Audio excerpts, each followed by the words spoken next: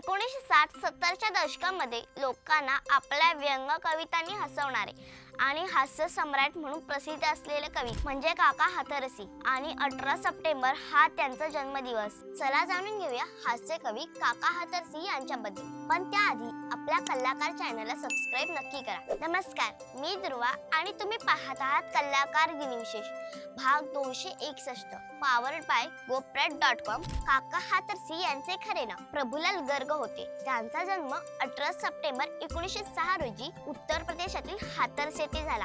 ते व्यंग व हास्य कवितेसाठी प्रसिद्ध होते। काका हातरसी यांच्या कवितांमध्ये विनोद, व्यंग, सामाजिक जाणीव आणि हलकी फुलकी शैली दिसून येते। त्यांनी राजकारण, शिक्षण, समाजातील विसंगती आणि दैनंदिन जीवन या सर्व विषयांवर सोप्या व हास्यमय भाषेत काव्य रचना केल्या। त्यांच्या लिखाणामुळे लोकांना हसूही आले आणि विचार करायलाही भाग पाडले। ते एक उत्तम कवी, व्यंगकार, लेखक तसेच रंगभूमीवरील कलाकार म्हणूनही ओळखले जातात। हिंदी साहित्यामध्ये हास्य काव्याला एक वेगळे स्थान मिळवून देण्याचे मोठे कार्य त्यांनी केले। त्यांनी 100हून अधिक पुस्तके लिहिली।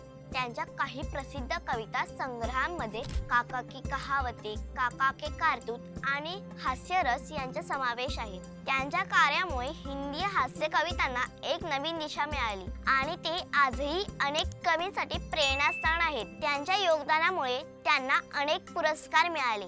साहित्य आणि संस्कृती यामध्ये दिलेल्या योगदानाबद्दल भारत सरकारने 1985 मध्ये त्यांना पद्मश्री पुरस्कार प्रदान केला होता। याशिवाय काका हातरसी यांच्या स्मरणार्थ हिंदी साहित्यात विशेष योगदान देणाऱ्या कवींना काका हातरसी पुरस्काराने सन्मानित केले जाते। या पुरस्काराची स्थापना स्वतः काका हातरसी यांनी केली होती। काका हातरसी यांच्या हास्य कविता आणि व्यंग आजही वाचक व श्रोत्यांना हसवत राहतात। हा व्हिडिओ लाईक करा, शेअर करा।